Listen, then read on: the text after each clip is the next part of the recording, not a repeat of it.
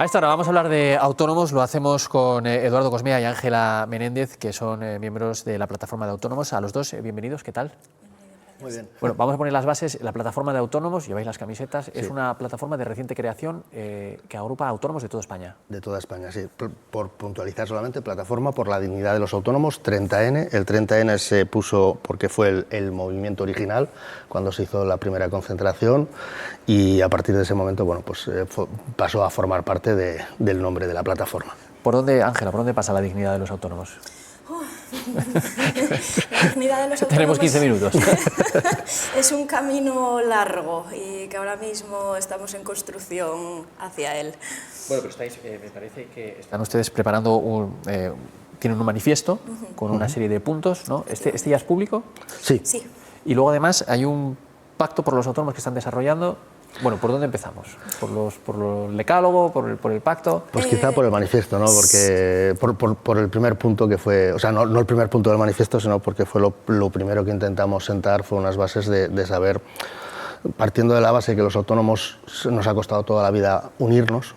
Hemos sido autónomos hasta el fin de los hechos y se ha conseguido a través de la plataforma pues, unir autónomos de toda España, de las islas, de Canarias, de las Baleares, y todos con un mismo propósito y todos bajo ninguna bandera, que era uno de los propósitos que se intentaba, que no hubiera ningún tipo de cuestión partidista, ni política, ni sindical. Entonces era algo como difícil y vender un producto que era la necesidad que tienen los autónomos de reclamar unos derechos y unos derechos sobre todo sociales. ¿Qué reclaman? ¿Qué piden? Pues mira, lo que pedimos, bueno, el manifiesto completo lo tenéis en la página web por si quien nos esté escuchando quiere echarle un vistazo con más calma, pero al final, resumiendo un poco, lo que pedimos es igualarnos en derechos a los trabajadores. Pedimos también, por ejemplo, la exención del IVA hasta los 85.000 euros, que esto es algo que Europa ya tendría que haber, bueno, que está implementado en toda Europa y que falta España nada más por empezar con este punto. Pero al final lo que pedimos es una reforma un poco de la burocracia, de la presión fiscal. Pedimos unas cuotas que sean representativas a los ingresos, pedimos baja por enfermedad. Que sea más fácil todo. Efectivamente, un poco... Que emprender no sea una traba, sino... Efectivamente. Porque además ustedes generan empleo también. 2 de cada 3 empleos en España generamos los autónomos. Eduardo, ¿hay muchas diferencias entre comunidades autónomas? No lo sé.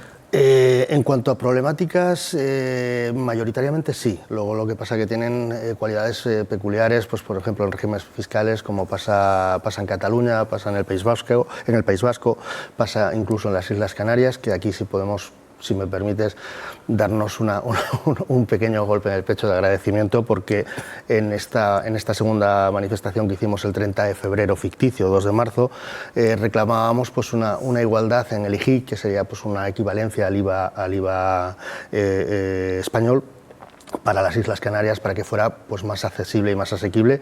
Y ayer mismo ha salido el gobierno canario diciendo que iban a subir la cuota a los 50.000 euros para que pues aliviar un poco las trabas fiscales, todo el tema, no tenían que hacer las trimestrales. Entonces, bueno, pues es una muy buena noticia.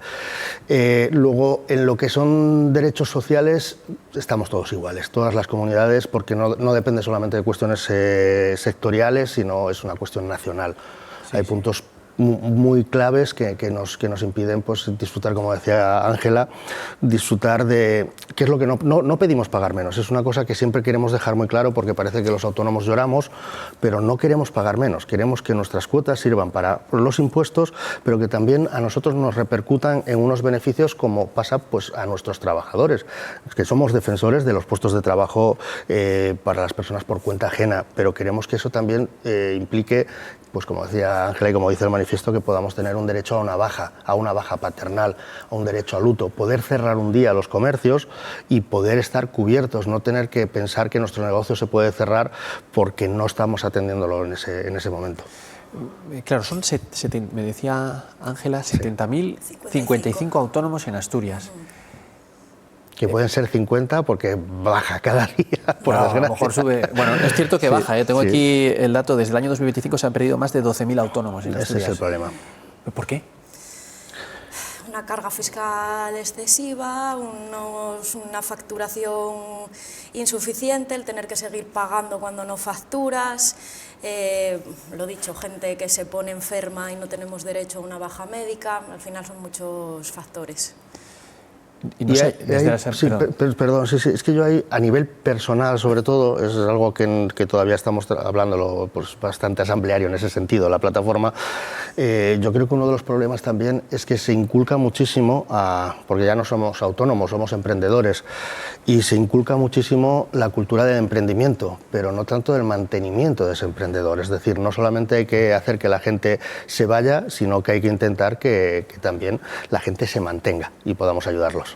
Estamos teniendo algún problema con el sonido. A ver, viene aquí nuestro técnico Manolo Luña, nos va a poner aquí el sonido a Ángela, que no sé si no se le ha podido escuchar antes o qué es lo que ha ocurrido. Gracias, Manolo. Eduardo, estamos hablando de autónomos.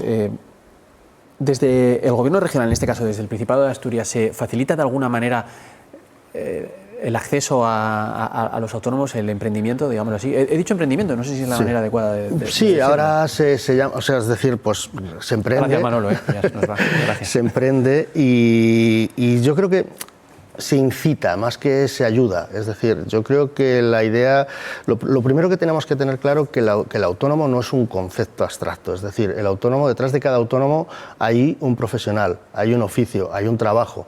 Es decir, cada autónomo es un médico, puede ser autónomo, un abogado puede ser autónomo, un periodista en muchos casos es autónomo, un comercial es autónomo, un comerciante es autónomo.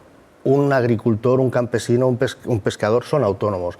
Entonces son muchísimas profesiones y aquí yo sí veo que hay últimamente la cultura del emprendimiento, de las startups, no sé. Estamos llevándolo a un terreno en el cual olvidamos lo básico, es decir, hay que saber hacer zapatos para tener una gran zapatería.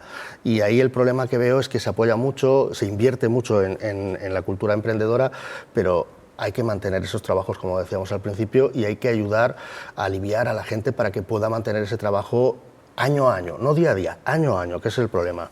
Claro, yo hago una reflexión, ¿no? El autónomo hace, en las ciudades hace barrio, en las zonas rurales hace pueblo, ¿no? El panadero es autónomo, la tienda de ropa es autónomo, los autónomos están, si me permiten, a la vuelta de la esquina. Por todas partes.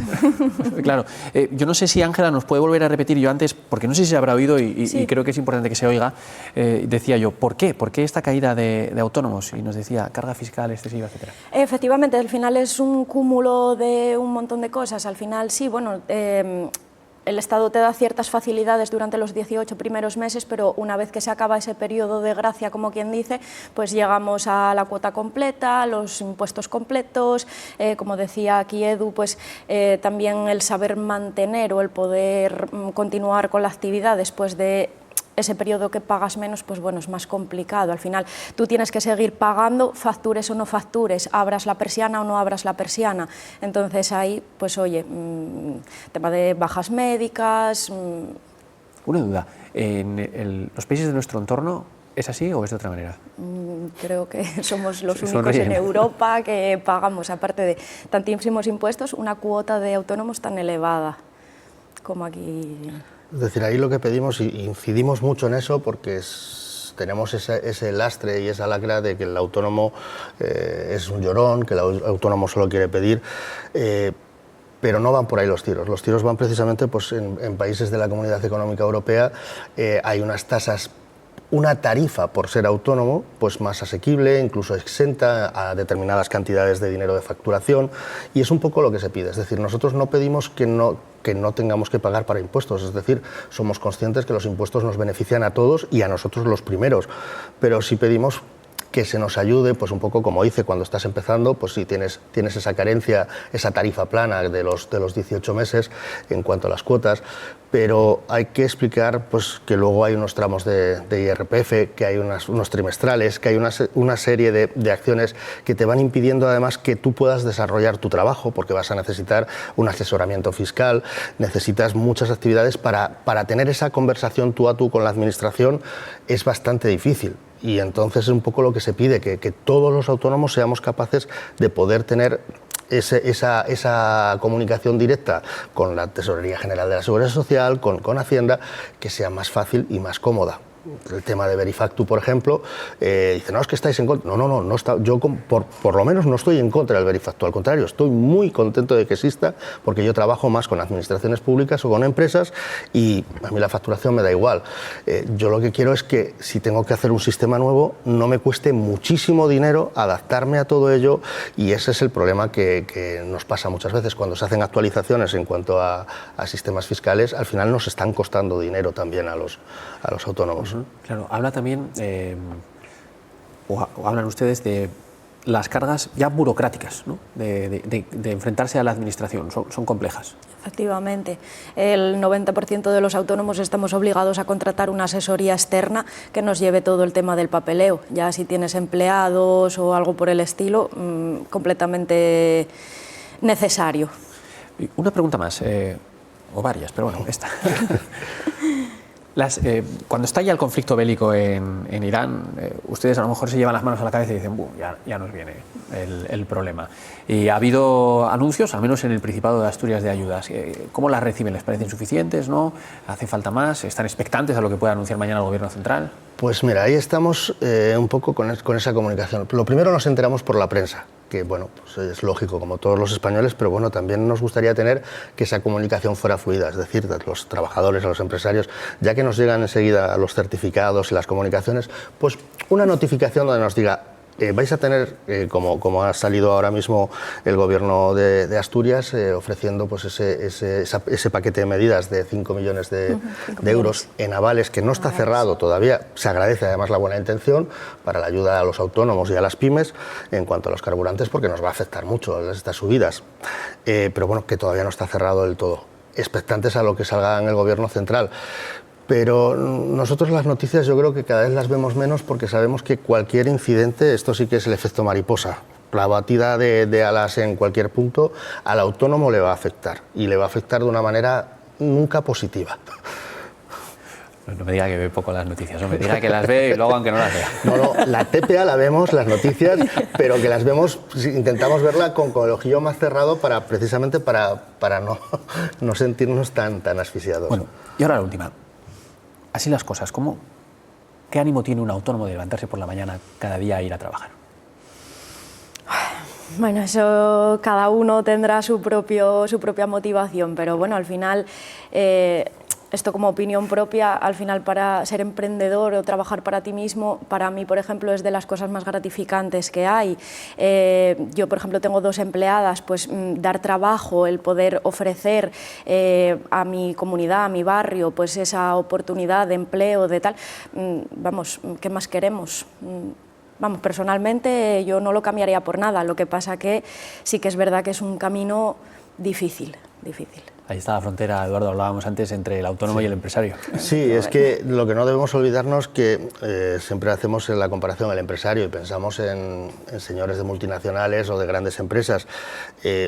Bueno, partimos de la base que todos los autónomos son empresarios, aunque solo sean para sí mismos. Y luego, pues un poco el reflejo en la sociedad de esos 2 de cada 3 puestos que generan los autónomos. Es importante, pues como dice Ángela, primero porque nos sentimos útiles también a la sociedad. Es un poco esa sensación de poder dar lo que nosotros sabemos trabajar y implicarnos un poco en el desarrollo social y económico de la sociedad. Ahora, el desarrollo entre autónomo y empresario, cuando empiezas a tener trabajadores, ahí también es un poco más problemático, porque vienen más cargas fiscales, más incentivos, hay más cuestiones, pues seguridades... Más responsabilidad también. Muchísimas más responsabilidades, pero bueno, evidentemente no todo es malo, porque si no, no habría autónomos. O sea... Es eso. Bueno, a los dos, muchas gracias. ¿Hay más movilizaciones previstas?